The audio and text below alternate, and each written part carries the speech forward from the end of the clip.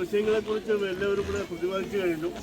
ഏതായാലും ഇതുപോലുള്ള തലചായ്ക്കാനൊരു ഇടമില്ലാത്ത ആളുകൾക്ക് ഒരു ദൈവത്തെ പോലെ ഓടിയെത്തി ഈ കാര്യങ്ങൾ വളരെ ഭദ്രമായി വളരെയധികം അങ്ങനെ മുന്നോട്ട് പോകും എന്ന ആശങ്കയായി. കാരണം സ്വകാര്യ ഫണ്ടുകൾ കണ്ടെത്തണം. സർക്കാരിൻ്റെ ഫണ്ട് എടുക്കാൻ കഴിയില്ല, MLAൻ്റെ ഫണ്ട് എടുക്കാൻ കഴിയില്ല.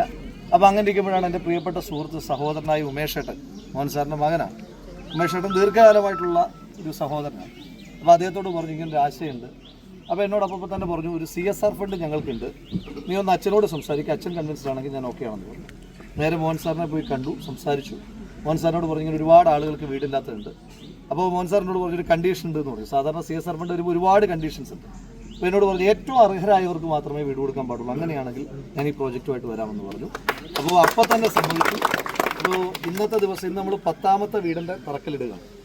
മലയാളത്തിൻ്റെ ഏറ്റവും പ്രിയപ്പെട്ട നടൻ ആസിഫ് അലിയാണ് ആദ്യമായി തറക്കല്ലിട്ടുകൊണ്ട് തുടങ്ങിയത്. പിന്നെ അവിടെ നിന്നിപ്പോൾ അനുശ്രീ വരെയുള്ളൊരു നീണ്ട നിര നമ്മുടെ പാലക്കാടിനെ ചേർത്ത് പിടിക്കാനായിട്ട് നമ്മുടെ സുഹൃത്തുക്കളായിട്ടുള്ള ആളുകളൊക്കെ വന്നിട്ടുണ്ട്.